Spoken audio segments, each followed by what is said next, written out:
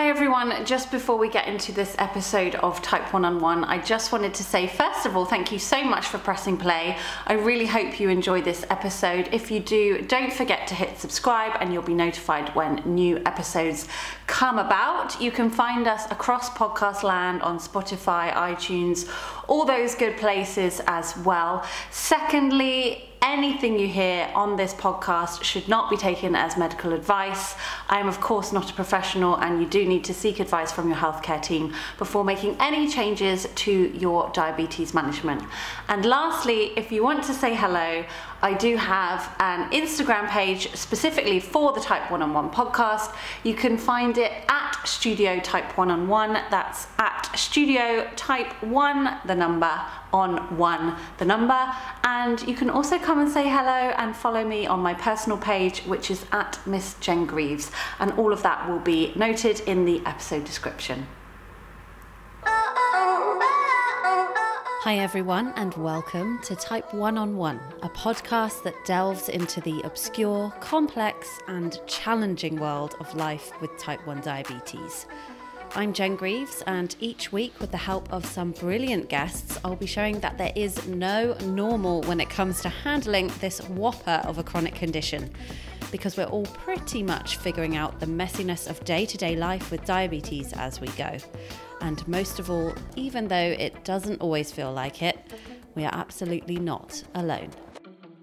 Today's guest is not a diabetes healthcare professional, but she is a huge part of the reason that my time in range jumped significantly when I went on my first insulin pump back in 2013. Just a few months later, Andrea Limbourg made a passing comment about using temporary basals when her glucose levels were dropping at a diabetes event we were both attending. And from that point, and for the following 10 years, it became the most used feature on my insulin pump, likely preventing hundreds of hypos. So Andrea knows her stuff when it comes to managing her type 1 diabetes, which she has been living with since 1997, a diagnosis that was intertwined with a diagnosis of celiac disease. And we're going to get into the way that they combine and collide today. And there's a professional crossover too, as Andrea works as a project lead in patient education and patient partnership programs at a Paris hospital. Is that right? At a hospital? Not in a hospital. I work for a small not-for-profit. We work a lot with hospital systems, but also with community-based healthcare. Okay, so that's that.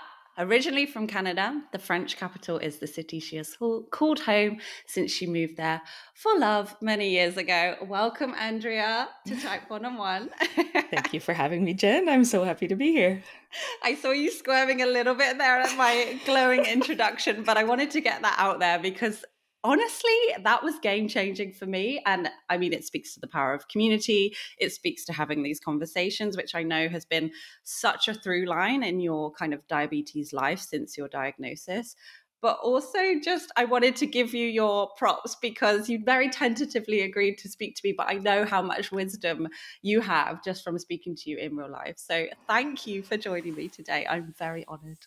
I'm honored to be here too. And I think you're right in saying it was really a passing comment. Like I wasn't meaning to give you like this giant dollop of wisdom of this is just what I do because it helps me. Yeah. And yeah, I was using I made my dumb pump into I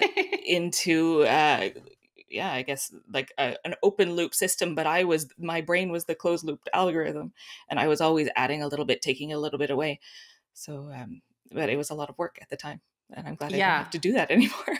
Right. And that's interesting, isn't it? Because actually I went to a consultant appointment once and she was like, you are working as a pancreas using these temporary basals so much. That's actually kind of how a pancreas would function. And I think that's why taking my hands off when I did then go onto a closed loop last year was quite confronting because I just didn't have to touch it anymore.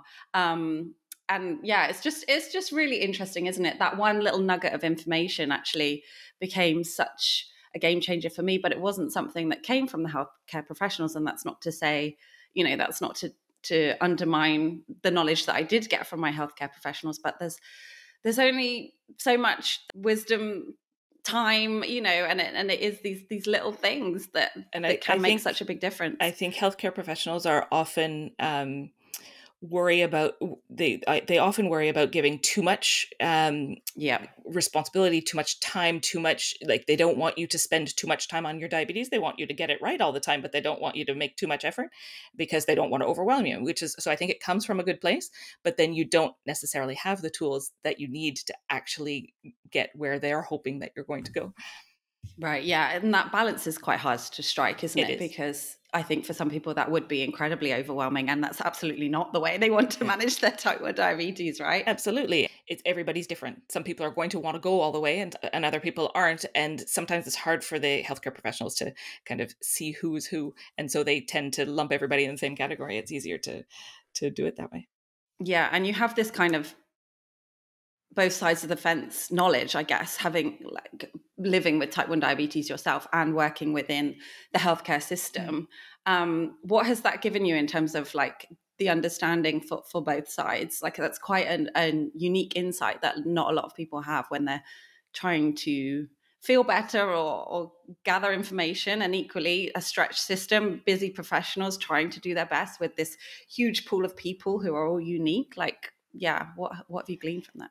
Yeah, I've gleaned a lot of things, I think. I worked for about 15 years in public health, but not directly at all in diabetes, and so at a national level, so I wasn't necessarily working with a lot of healthcare professionals. And for the last 8 years or so, I worked in a hospital for 5 years, and then in the small not-for-profit for the last 3 years, and I've been working much more directly with healthcare professionals, and so to be able to understand some of the constraints that they have in their job, what some of the things they can and cannot say, some of the time constraints that they have, some of the pressures that they have just from the system that they're working in, and but also sometimes the lack of, I don't even know how to say it.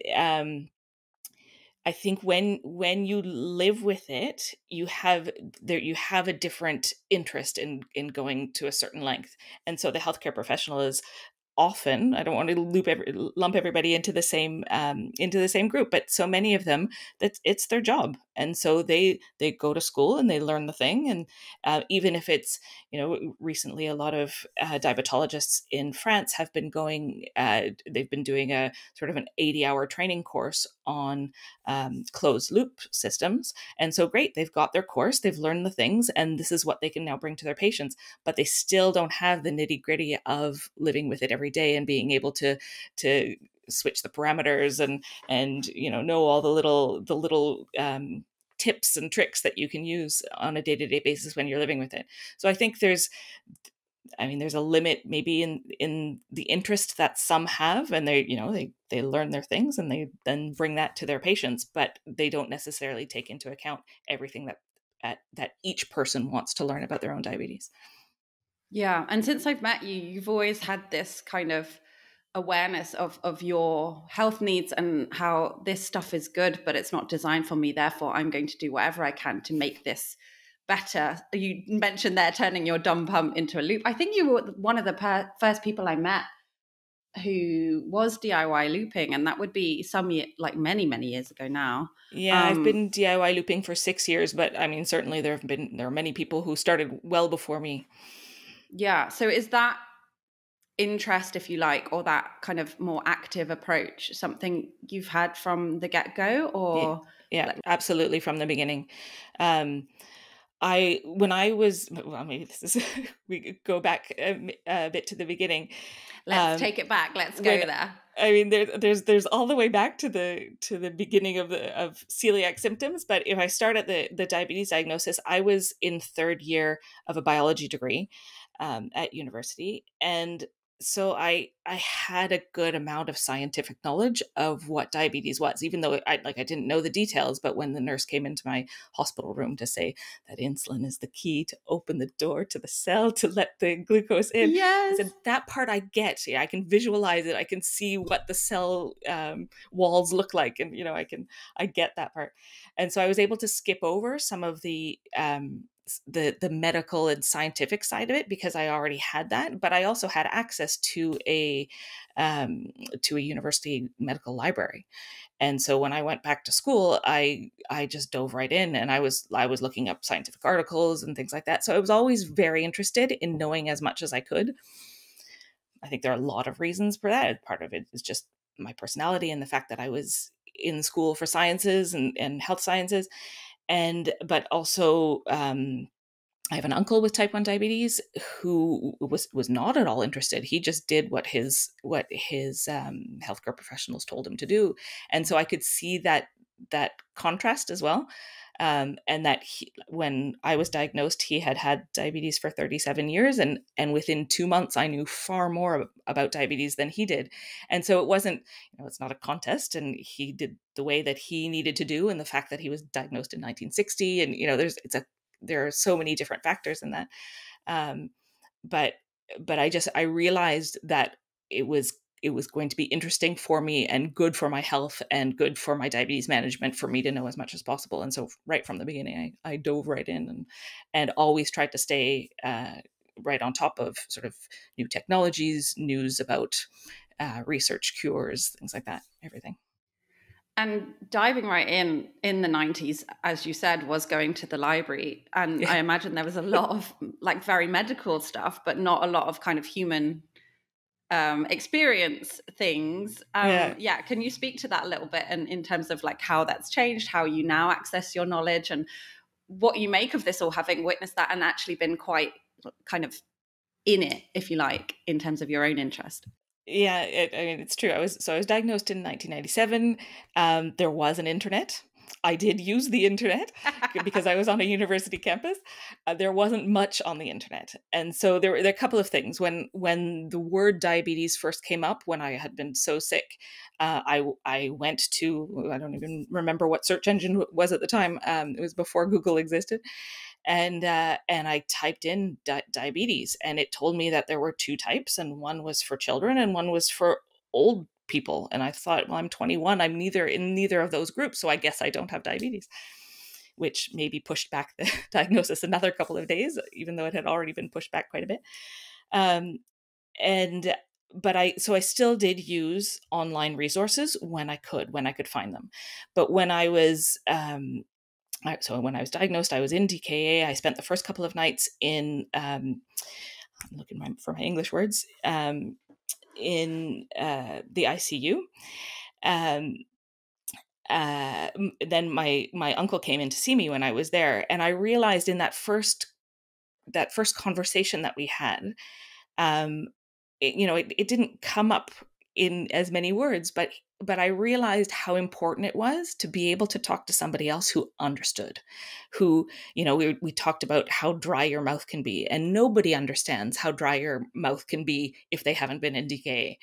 And so and it was just those little nuggets in that first conversation that I had with him that I thought, I don't want to do this alone. I need to find other people. um, I was at university. 5 months later, I switched countries. So I was living in Toronto at the time, and I went to live in Ireland for a year. It wasn't a great time to go looking for like in-person support groups because I was moving around and things like that. But I did find some listservs and some Yahoo groups online at the time that were, it was primitive, but it was there, and there were other people that were online and chatting, and so I was able to find very quickly some resources and some real community, long before social media, long before sort of the internet and the diabetes online community that we know today. But yeah, some about forums, some Delphi forums that were there in the late 90s. Yeah, and I think although the platforms have changed and like our phones have obviously changed, that need for connection and understanding and relatability has not changed at all. Like if anything, more than ever, I think, yeah, it's such an integral part of how I've been able to kind of move through life with type 1 diabetes. So, and I think coming from a place where you mentioned you obviously were very unwell by the time you were diagnosed, and I know you had quite a journey to your diagnosis. So do you mind if we talk a little bit about what that was like for you? Yeah, sure. So as you said, I have both type 1 and celiac, and I started to feel quite unwell sort of the summer of my 16th birthday.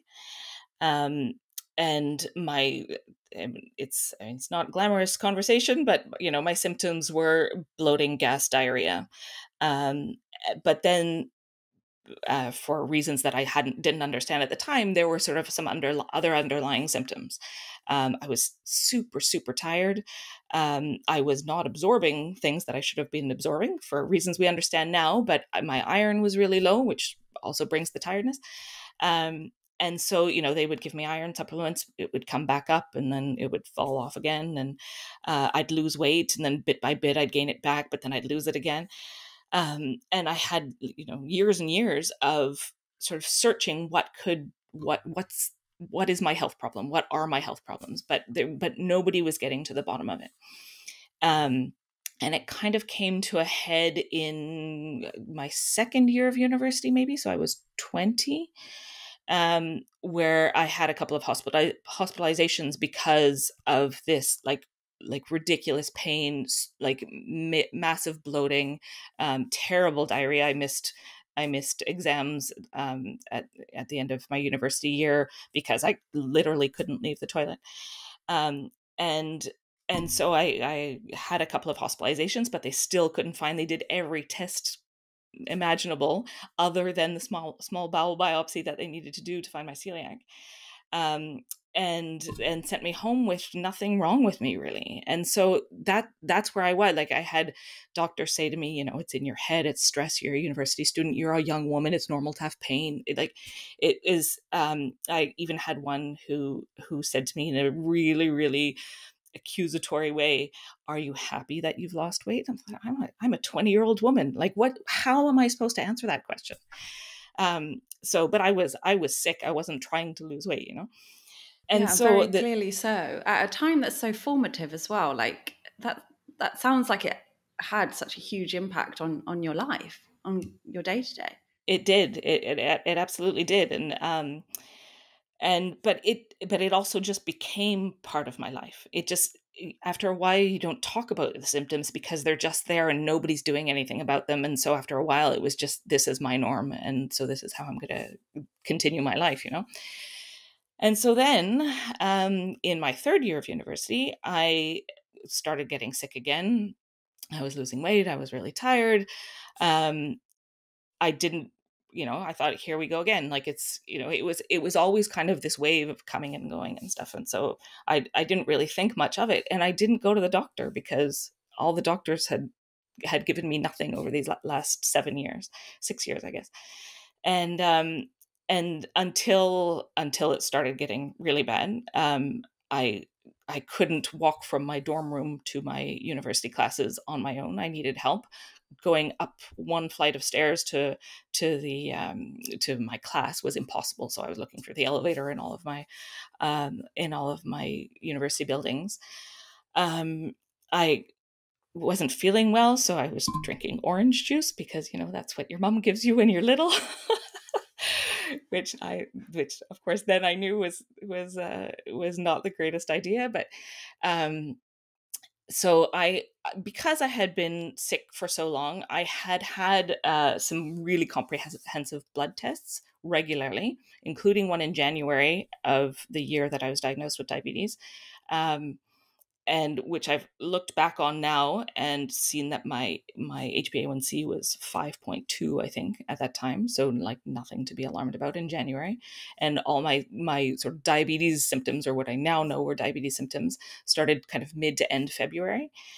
And I went back to that same doctor mid-March, and he did another blood test, and then he went on holidays, and so I didn't get the results back for 10 days. And then my A1C was in the 12s, and my blood sugar was, I don't know, very high, 500, 400. I was actually in millimoles at the time, so in the 20 to 25 range. And so, but it took him 10 days to get back to me, and he phoned my mother, even though I was 21 at the time. But because he was in the same city as my mom and I was away for university, So my mom called me and said, this is what he has said, you should come back for another blood test because it looks, your blood sugar is really high. It could be diabetes. But even then, there was no real urgency placed on the information. And so that was maybe Thursday. And then it was the Easter long weekend. And so my parents came to visit me on campus that weekend, saw that I was emaciated and weak and like just I hadn't even realized how the drinking and peeing didn't even really become a thing, because I was like, of course I'm going to the bathroom, I'm drinking a lot, but you explain away a certain number of symptoms. I also had a friend with type 1 on campus. And when he was away for Easter weekend, he came back on the Sunday, and I went to see him and I said, can you test my blood sugar? Because this is the word that's being thrown around. And I remember that one, my blood sugar was 16 on his meter. So like 300 and something in milligrams. And he said, speaks to, I think, what a lot of people who were diagnosed as children and then are living through university would understand. He went, 16, that's not so bad. Interesting. Yeah. that was his perspective on it. Anyway, the night between Sunday and Monday, I think I was starting to hallucinate. Like I was really, really going downhill fast. My goodness. And I phoned my mom and I said, you have to come get me. And so she came on the Monday morning, and I was hospitalized on the Monday afternoon and spent the first, I was in pretty bad DKA and spent the first couple of days in the ICU.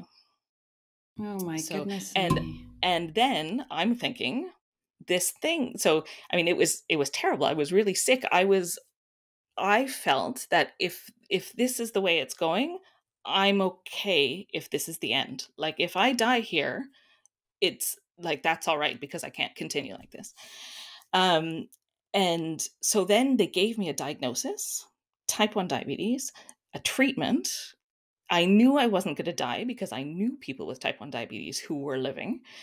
And so it was like, okay, I can do that. Like, yeah, give me the syringes, give me the insulin, give me the stuff, and I'll do the things. Like I was absolutely okay with this diagnosis because I thought, this is the end of my problems.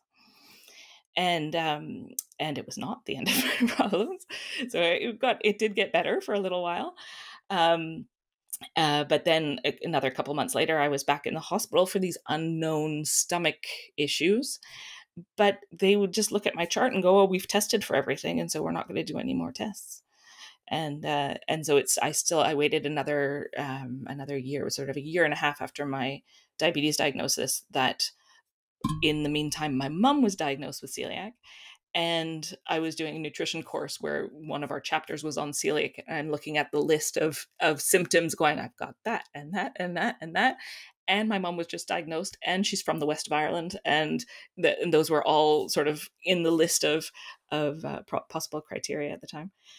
And so when I got back to Canada after my year away in Ireland, I had that small bile biopsy that I should have had a couple, like 3 years before, and was diagnosed then. I'm so sorry you went through that. I don't think I knew the extent to like just the hitting wall after wall and like the debilitating physical impact that these health issues were having on you, and the sense of not being heard, and then that hope of, I've got a map now, I have a trajectory where I have information, I can go and find things out, and I have medication and gosh. How did you feel when you got the celiac diagnosis, when that finally was kind of pieced together?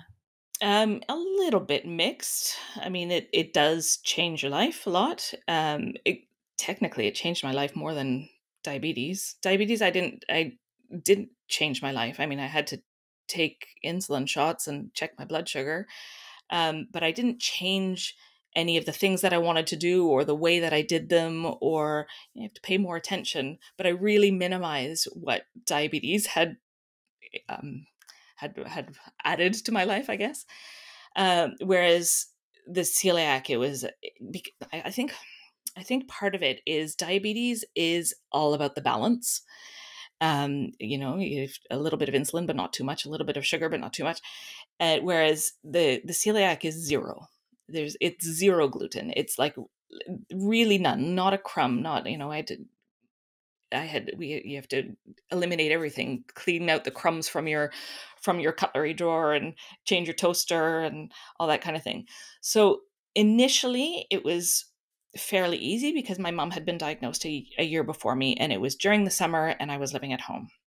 And so the kitchen in my parents' house was already gluten free, or for the most part. I mean, my dad still had some bread and stuff, but my mom had her own toaster, and there were lots of gluten free ingredients if I wanted to bake, and there were lots of gluten free alternatives to gluten foods and stuff like that. So that it wasn't too hard, other than the fact that you sort of open a cupboard and go, oh, I can't have that, I can't have that, I can't have that. So there was sort of, that's the difficult side of it. But within 2 or 3 weeks, my life had entirely changed in terms of health. Like I was no longer having any symptoms of celiac. There was the part, so I was sort of coming out of my type 1 honeymoon. So in sort of June, July of that year, I was taking 10 units of basal insulin and nothing else. Occasionally a small correction for a meal, but it was really occasional. And within a month of my celiac diagnosis, not only had I come out of my honeymoon completely and was taking upwards of 50 units of insulin a day, but I also started to gain weight, which was good on a health level. Didn't feel so great on a human level. And so, yeah, within I guess the first 8 months, my A1C had shot up. It had been in the fives, and even at one point in the fours, because I was really in my honeymoon. My A1C shot up to 10%. I gained 30 pounds. And so, like, it changed my life in a lot of good ways in terms of how I was feeling, but feeling physically, but not so much how I was feeling mentally. Gosh, so much to go through in a short space of time, B, a formative time.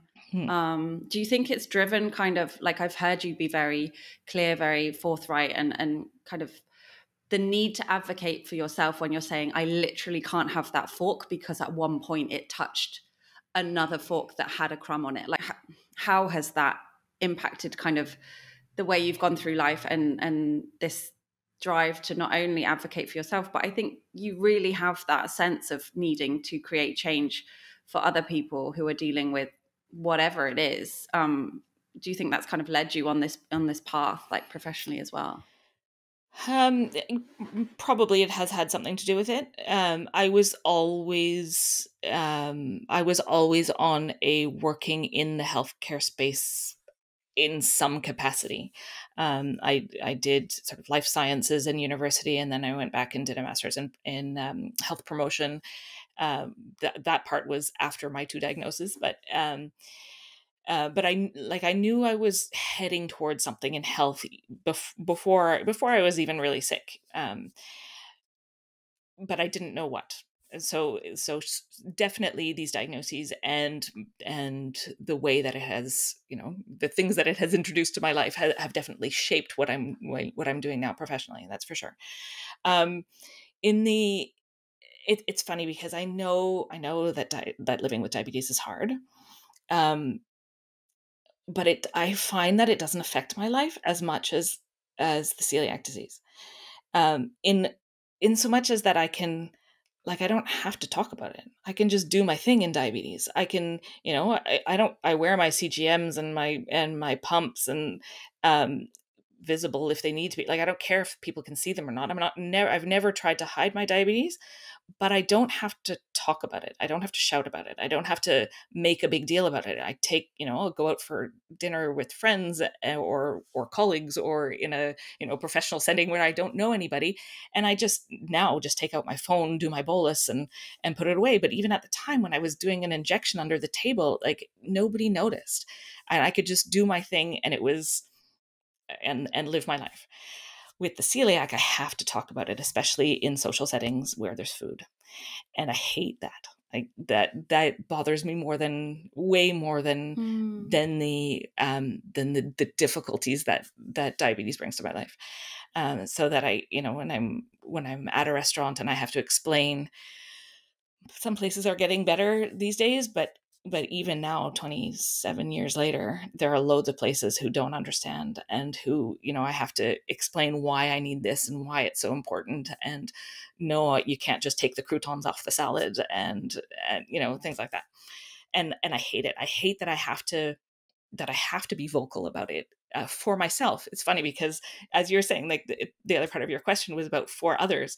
I can absolutely be vocal about the needs of people with chronic conditions, in my work, in the online space and things like that. But being vocal for myself at a restaurant when, everybody just wants to order their food, and I'm causing problems. I slow down the order for our table. It might mean that another table orders before us, and so it slows down everything. I hate bringing the attention to myself, in sort of that aspect of it. This episode of Type 1 is sponsored by Insulet, the makers of Omnipod tube-free insulin pump therapy. I've personally used pod therapy to manage my type 1 diabetes for years, and using Omnipod 5 automated insulin delivery has improved my diabetes management significantly, with less diabetes decisions and, of course, no multiple daily injections. How? Well, Omnipod 5 automatically adjusts my insulin every 5 minutes to help keep me in range, allowing life outside of type 1 diabetes to get bigger. If you want to find out more, head to omnipod.com. Sounds quite tiring when you say I have to advocate for myself here, and here through the celiac. What drives you then to talk about it on behalf of other people, or change things for the better for other people? Because when I've been in diabetes groups with you, I have been blown away. Like, I was just there, like little 25-year-old me, like, la la la, do my injections, not having this kind of, I don't think I developed my own advocacy really then. I was just talking about my real life experiences as a 25-year-old, and you came at it with such a different lens, which is why these groups are so incredible and important, I think, to be able to bridge that gap from what's being offered and what people's needs are. What keeps you pushing on in terms of speaking your truth to make things better, when this is quite exhausting for you to kind of move through in your own world? I think there's a lot of things. I think part of it is really simply the community that I found in other advocates. And in that I include advocates like the first gen that I met 10 years ago or whatever it was, that who don't necessarily, who haven't taken the step back from their own care. But it's mixing all of the different levels of implication, whether it's implication in your own health or implication in the healthcare system, at a wider level. So I think definitely there's the community aspect of it. So we know very well about what the community brings to each of us when we live with diabetes, this whole diabetes online community, or in real life community. But I think the same is true in advocacy, and I think advocacy would be a lot harder if again you're all by yourself doing it. So I think that's probably the number one, or the first thing that comes to my mind. And part of it is seeing how the system works and doesn't work, and how important it is to have people with lived experience come to the table and be sitting at that table. We've seen so many examples of where, a company has an idea, And so then they come to, maybe in the best case scenario, and until more recently, but for a long time, the best case scenario was they come to a group of people, let's say living with diabetes, and they say, we have this idea. What do you think? Can you give us some feedback on our idea? And so then they get that feedback from their focus group or whatever, and then they go away and they work on their idea with or without some of the comments that were brought from the group of people with lived experience. And then they make their device or their software or their, whatever it is that they're building. And then they bring it back to the community and said, well, try it out. And maybe it works really well in your life, and maybe it doesn't answer the questions that you have or the needs that you have. But it's made already, and so it's really hard to change. I mean, there can be other iterations, but they bring you the final product. And so some of the work that I'm doing as well in my work is making sure that people with lived experience are at the table the entire way through the process.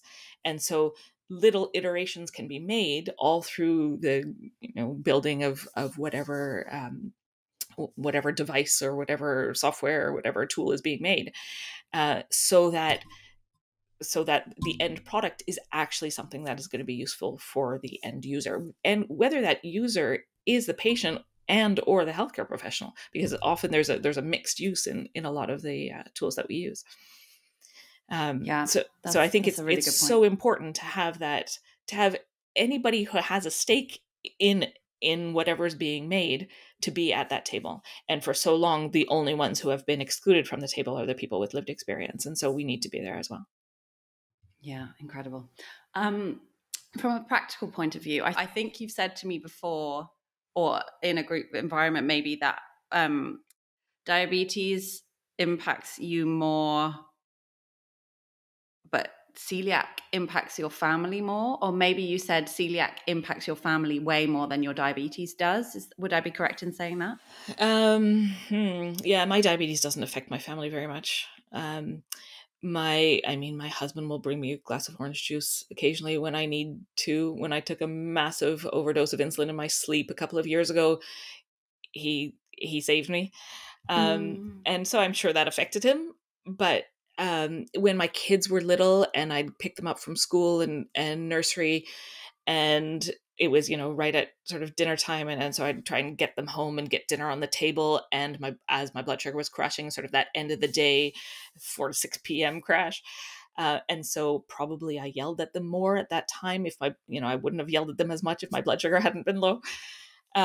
So, I mean, it's not that diabetes doesn't have an effect on my family, but for the most part, it's my thing and I do it. And, again, they know that I have it. They know that I have to take insulin. They see what happens when my blood sugar goes low. And sometimes I say, just give me 5 minutes, to get back to reasonable levels. And, but yeah, definitely celiac. I mean, it's diabetes is every minute of every day, 365 days a year. Like, I don't want to minimize what it is and the work that it is, but it's mine.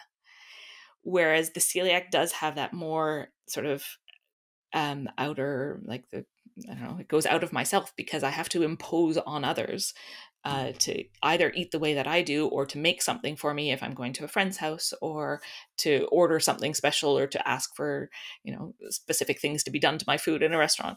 And so it's only at every meal, but it's at every meal. And it includes, not dipping your butter knife back into the butter after you've put it on your toast. I don't care that they have gluten toast in my house, but I need to keep the butter clean. Interesting. And I'm wondering from a practical point of view, because correct me if I'm wrong, but I believe there is a link between celiac and type 1 diabetes. So there may be other people listening who are in a similar position to you. What practically helps when you are trying to explain things, whether it's to your close circle or in a restaurant, just for maybe other people to take away if they're newer into this journey or they're not used to speaking up? What has helped you as you move through this? It's a Good question. Yeah, there definitely is a link. I think statistically it's about 10% with type 1 have celiac. So which is significant. Um, what has helped me? I mean, it comes back to knowing diabetes and knowing, because all of my flexibility is in diabetes. I don't have any flexibility in celiac. And so it's knowing your diabetes as much as possible so that you can adapt your blood sugar, your insulin needs, your temp basals, your whatever. Adapt your diabetes because you can't adapt celiac. Um, if it's, other than not eating sometimes, which is like terribly unfortunate, but it does happen sometimes. um but even in that, like if you're in a situation where you cannot eat anything, you have to be able to adapt your diabetes, to go with that. I remember once I was on it. I don't think I was very long diagnosed, with either. It was maybe the very early 2000s, and I was on an airplane with my mother, and mothers can be, quite the advocates when when they need to be, even if you don't need them to be. And they didn't have any gluten-free food on the airplane. And my mother got in such a snitch. She said, "Well, my daughter has to eat because she has diabetes." And I just thought, "Mom, I can deal with my diabetes. Like, we don't need to make a big deal of this. If I don't eat, I take less insulin." I was already on a pump. Like I knew what to do to adapt my diabetes to the food situation that was in front of me. So, and it can be either, the situation where there is no gluten-free food and so you cannot eat, or the fact that gluten-free, let's say, substitute foods, pasta and things like gluten-free pasta has a far higher carb load than gluten pasta. And so you have to adapt the amount of insulin that you're taking based on the amount of carbs that are in your food. And even those, earlier I talked about the 30 pounds that I gained, that I put on after diagnosis.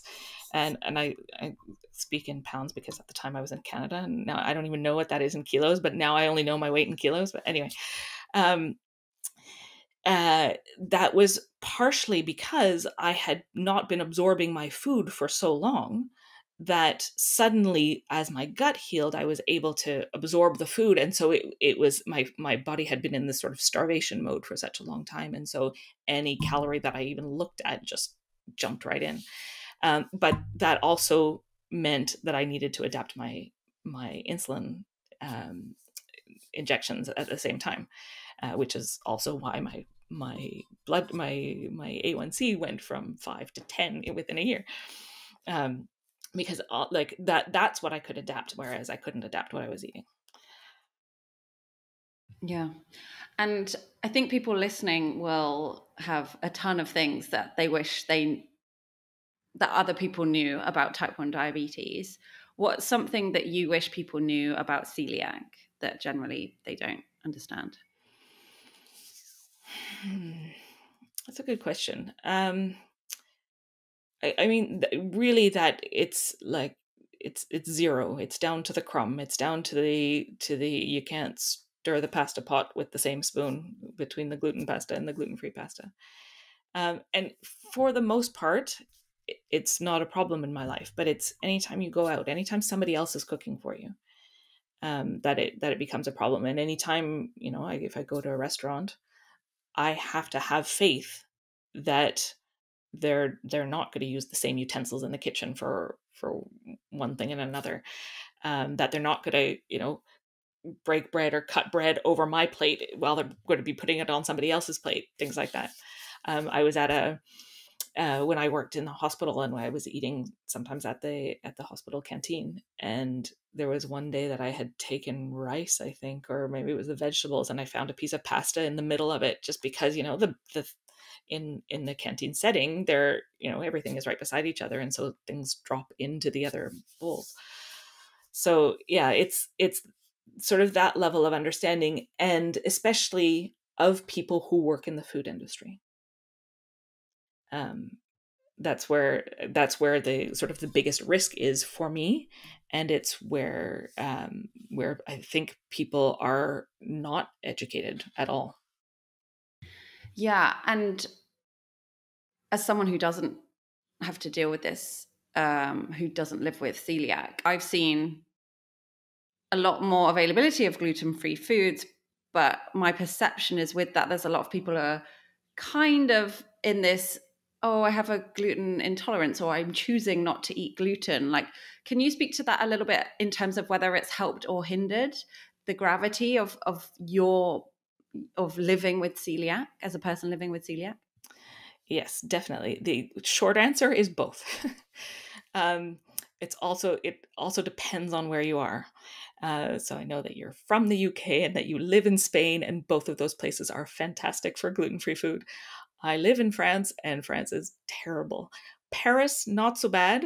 I've got a gluten-free bakery down the street from my house, and there are more gluten-free resources in Paris than probably anywhere else in France.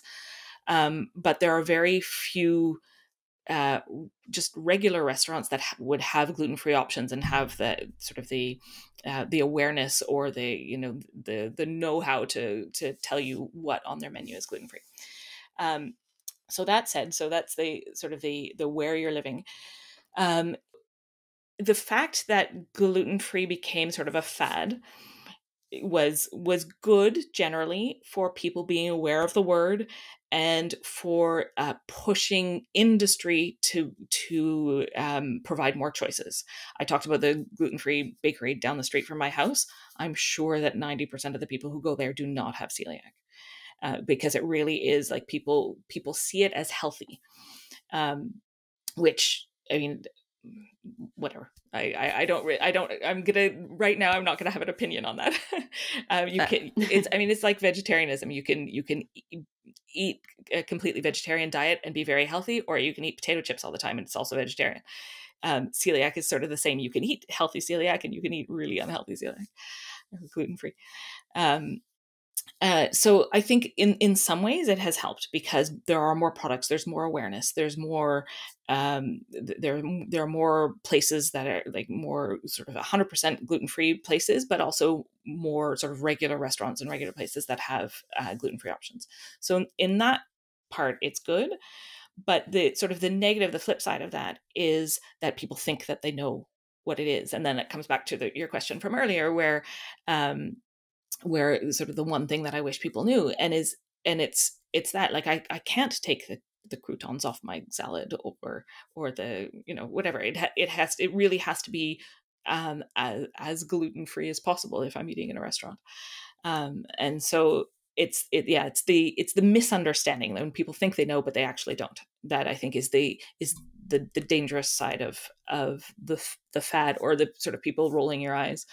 I don't get gluten very often. And a couple of years ago, I'd gone out for a nice dinner. It was our wedding anniversary. And usually when you go out to a nice restaurant, they're pretty capable of making sure things are gluten free. And there was one thing that came to the table that had some kind of bread item on it, and I had to send it back to the kitchen. So that was already sort of a first red flag. And I told them, you can't just take it off. I need a whole new plate, and it's okay if it takes longer. Like, I'll live with that. And so it came back. I trusted them. But then in the middle of the night, I got really, really sick, and I knew it was gluten. And then the following night, I was also going out for dinner. It was a planned thing with colleagues, and I don't usually go out for dinner every night, but I wasn't feeling great because I had been sick the night before. So that was the physical side of it, but also my confidence was a bit shot. And it just so happened that the restaurant that we went to the next night, when I said, I need whatever it was to be completely gluten free, he didn't really make fun of me, but he poked fun at the situation, like, what'll happen? Will your head blow up or something?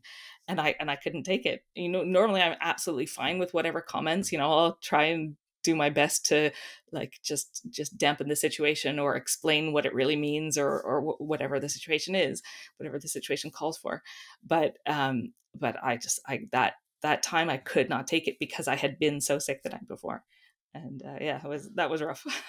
But I'm rarely in situations like that, so when they do occur, like it hurts.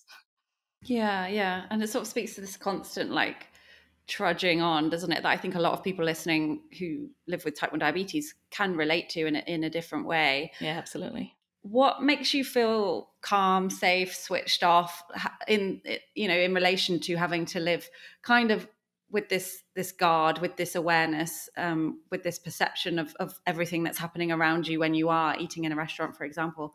What helps you kind of just dial down that noise? That I think it's probably eating in places that I know are safe is the easiest, and that is getting easier for sure. Um, so yeah, when I don't have to think about it, when I know that where I'm eating, they're going to take care of me, for either because it's 100% gluten-free place, or because I've been there before and I know what I can order, and I've had the conversation with them before or whatever. So it's like pre-work on my part to make sure that the place is safe, that I've chosen the restaurant that the group is eating at, or whatever. Um, in that ways, it's a lot like diabetes, and it comes back to the very first conversation we had about before being on a closed loop system, changing your basal rates, either lowering them or boosting them up after a meal or whatever. What I used to do with my diabetes, I always thought that if I do a little bit of work up front, then it makes it so much easier. Like if I lower um if I lower my basal rate, I'm not going to go low, and so it makes that future easier. If I pre-bolus my meal, I'm not going to go as high after eating, and so I don't have to deal with, because then you've got the sort of the health consequences, the 250 blood sugar or whatever, and but also the emotional of like you have to work at getting your blood sugar back down again. So the upfront work lessens the at the time work, and I think it's the same for celiac. If I do the work of finding the gluten-free restaurants, or the places that I'm going to feel safe eating, or that I work with my friends when they're going to be cooking for me, that they know what ingredients that they can use and things like that, it just makes the moment that much easier to deal with. yeah, so you can be more present, I guess, and Mm. you're making decisions that future you will thank you for. Which, Exactly. yeah, yeah, And I've had it's more on the diabetes side of that. I've had healthcare professionals say to me before, but Andrea, you're so involved with your diabetes. And I'm thinking, I am not involved with my diabetes. Like yeah, I do a bit of work, but I do it so that I don't have to be involved with it. Like I do the pre-bolus, or I tinker with my basal rates because I don't want to be involved with it later. And so all of that little bit of work up front, including you know, the reading and listening to podcasts and meeting community and stuff, I do all that so that it'll take up less space in my life. Um, but I guess there are, especially I was working with a doctor, with a diabetologist at the time, and so he could see the little tinkering that I was doing, and he would never. He was also a diabetologist for teenagers, so he would never impose that on his patients. Um, but he saw me doing it, and he thought it was, I was making it more work for myself. I'm like, but I don't have to do the work of bringing down the blood sugar 2 hours after the meal, because it's already taken care of with the pre-bolus, or whatever other tinkering. yeah, yeah. This, I think, is a really interesting perspective for people to hear because um, I guess I learned it from you, but that point that my consultant made, I didn't realize how much impact this had. Like, I knew obviously that comment had stuck with me, but yeah, that comment that my consultant made, like you're kind of acting like a pancreas, like tweaking this all the time. She was like, there are worlds where I would not advise you to do this, but she was like, you're clearly fine. It's clearly working. Your time in range is like, I'm really happy with it. And like, I guess that's the road I've been on a little bit of, okay, I'm doing this now. One, it's becoming a bit more second nature because the more you do it, the more you understand about yourself. And at that point, it was a couple of presses of a couple of buttons. But to your point, like the benefit it gives me long term, not only in the hours after the meal, but hopefully in the future. Like I could start to see that being realized. So I think, I mean, you're basically my diabetes fairy godmother, is what I'm saying here. But I get that not everybody should be. I mean, I've seen people call that obsessive and Mm, point out the dangers of being too obsessive about your blood sugar. And my blood sugar is by no means perfect all the time. It's not bad. I use a closed loop system. I'm always trying to kind of tweak things, as I said, ahead of time so that I don't have to do the work. I tend to call it lazy, but I've seen it because really I don't want to do the work. So I do a little bit of work up front so I don't have to do a lot of work on the back end. But I've definitely seen people call it obsessive and dangerous to care that much about your blood sugar. And maybe it depends on the person, maybe it depends on your personality, or other things that are going on in your life. But I don't think it should be dismissed, because it's possible to have decent results by doing a little bit of work up front. yeah. And so I want to touch on moving countries, but just before we do, moving on with that in mind, like moving on to a closed loop, how was that for you in terms of, oh, I actually have to do less work up front now? How did that make you feel, given these different kind of perspectives on how much thinking you have to do up front and how much work you do up front to benefit you later? What was that like? I mean, I think it sort of follows along the same lines because I went straight to a DIY loop. I mean, 6 years ago, there were no commercial systems available. It does require a bit of tinkering up front on the DIY systems, for sure it does, and getting your settings right and things like that. But I was really excited to move on. I've always been happy to use the newest technology possible. I've been on a pump for 25 years. I started using a CGM in 2013. So 12 years of that. And so, yeah, I've always looked to use whatever technology I can. And so I was happy as soon as I had access to the pieces that I needed to be able to build my own loop. I was really happy to do that. And even if it did take quite a bit of reading and a bit of tinkering with the settings so that I really understood the system so that I could make it work for me and not me having to work for it. So for me, it was just a natural progression in what I had always done with diabetes. It's a little bit weird to do less work, but it was certainly very welcome. To once I had the settings down, it was the work was done with like sort of more on settings and less on the before each meal or before each low or whatever. Did you ever have issues with trusting the tech, just with the view that you did set it up yourself? And I think people's journey with technology is obviously very personal and unique, but there is an element of trust that you have to put in these machines. So what was your experience of that? I think I had done enough reading ahead of time, and I knew enough people who were using it that I never had that trust issue. I could say the same thing for when I went on a pump in 2000.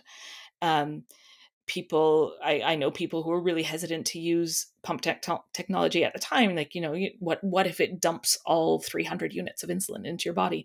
I'm like, but I had read enough to know that A, it wasn't going to do that, but B, to know all of the good things that it was going to bring me. And people, even the question of, I don't want something attached to my body. I don't want to wear the technology. Which I don't think is as much of a problem today because CGM is so widely adopted. But at the time, it certainly was like a big question for people. And most of the accounts that I had read about wearing pumps is, yeah, it's a bit weird for the first couple of weeks when you're trying to figure out where to clip it on, or how to put it in your pocket, how to hide it, how to wear it. But within 2 weeks, you get that figured out, and all of the benefits of the pump far outweigh any of the little inconveniences. And I knew from reading all of that would be the same for me. And it was exactly the same for going on an open source closed loop. I had read all the documentation, so I knew how to use the system before I actually had it on my phone.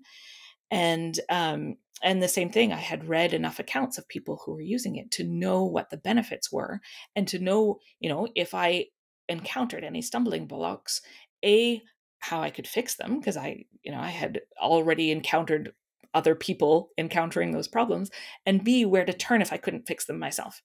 And the community, it will always come back to that. The community online is unbelievable in the support for open source closed loop. So it's funny because Facebook is no longer sort of the main social media for most people, but that tends to be where the looping support lives.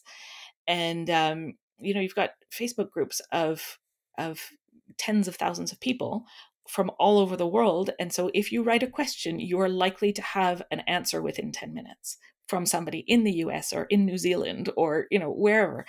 And I have, so the few times when I have had technical questions because there was something that I encountered that I didn't know exactly what to do, I always had an answer within 10 minutes, which you would never get from your endocrinologist. When you're, or even, so in France, we have sort of a third party provider for pumps and CGMs and closed loop systems. So you can phone them 24/7. But I don't know, it's a little bit harder to phone the nurse in the middle of the night rather than to get on the Facebook group in the middle of the night. And so, yeah, I've never ever had an issue, and I knew that I wouldn't have an issue because I had read about other people, how they've figured out any problems that they had. So it never bothered me. Are you still on open source now? Or are you on official? No, I'm still on open source. I've recently switched from Loop to Trio. Interesting. And I'm very much lucky. I switched actually when we saw each other a month ago at ATTD. I switched a couple of days later. Wow. And how's that been? It's been fantastic. A big change? Okay. Yeah. It's been really, really fantastic. There's still some, it's a new algorithm and a new app. And so there's always stuff to learn. But where there were a few of us who switched to Trio at the same time. And so we've got like a little group of, we're all new at this, and so we can support each other. But also we were onboarded, I guess, by some really, really experienced people. And so we've got that little group who kind of helped us start Trio a month ago. And then there's the wider global group of people using the app. So yeah, it's fantastic. So yeah, I'm got a higher time in range, a lower time below range, slightly higher average glucose level on Trio than I did on Loop, but I'm still working on that. So I'm just curious, is there anything that's prevented you going on the kind of official channel into closed loop now that it is becoming more available? Definitely not. I think my endocrinologist would far prefer that I use a commercial closed loop. She doesn't really understand the open source, and she's afraid that she can't help me, but it doesn't bother me that she can't help me because I have the help that I need. I switched endocrinologist a couple of years ago, and so I had to tell her this is what I use. And she hadn't yet done the training even on the commercial closed loop system, so she was feeling really uneasy with me using not only something that wasn't official but wasn't that she didn't know, that she wouldn't be able to help me on. But then as we've gotten to know each other over the last couple of years, she has initially tried to push me towards, now this system is available. Oh, now the tubeless option is available if you wanted to stay tubeless. But I think she's realized now that I have no intention of changing. And what is driving that? Maybe it comes back to being a tinkerer, and I used to tinker with my old pumps, and this is how I can stay tinkering. It's a lot harder to tinker with the commercial systems that are available because you don't have a lot of options to tinker with, and you definitely can with the open source options. Sometimes it's it can be a bit annoying to do all the tinkering that you need to do because there are so many buttons and knobs that you can turn that sometimes it can be a little bit confusing. What do I need to change in this instance to have a different outcome? But I like the fact that I can tinker. I like the fact that I can push some buttons and turn some knobs and have the outcomes that I'm looking for, which are not necessarily exactly the outcomes that my endocrinologist is sort of willing to settle for, I guess. Interesting.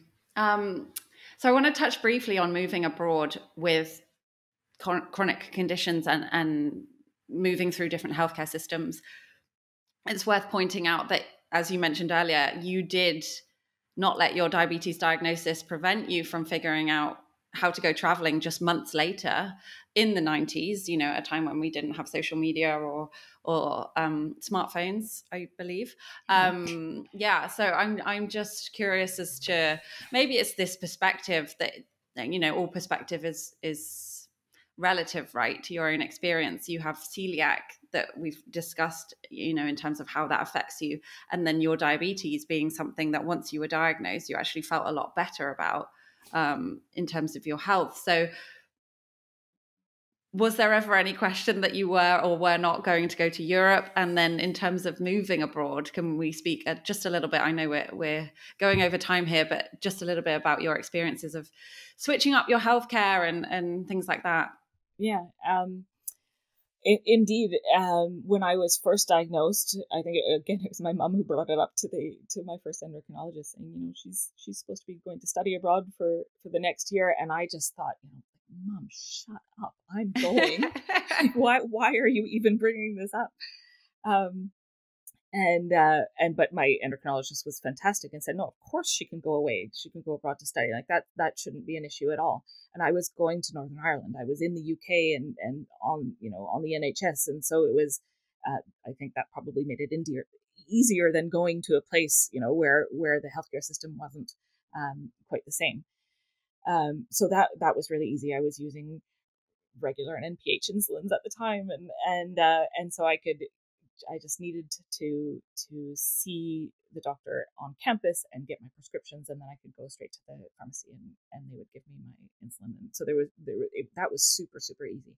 And I wasn't using any technology other than I might have had to change my blood glucose meter because it wasn't the same strips in the UK as in Canada, but it was really seamless. It was super easy to do. And then, so while I was in Ireland that year, when I came home, everybody said, did you meet a nice Irish boy? And I said, no, but I met a nice French boy. And so I was back in Canada for a few years. We both went home to finish our schooling and start working. And then a few years later, we had seen each other a couple more times. And we thought, well, it's not over. What should we do? What should we, you know, how should we move forward? And I had gone back to school in Canada and he was working in France. And so I said, well, listen, instead of looking for a job when I finish school, in Toronto, I will look for a job in Europe. And first I thought, you know, Paris is, that's maybe too much of a leap. Like we don't know where this is going as a relationship. So, you know, maybe I should go to Dublin or Brussels or something. And in the end, it was just far easier just to come straight to Paris. And I did. And now we've been married for 18 years and have 2 kids. And so that, I love it so much. I love a love story. It's kind of nice when people often ask me, like, how did you end up here? It's nice to be able to say love every time.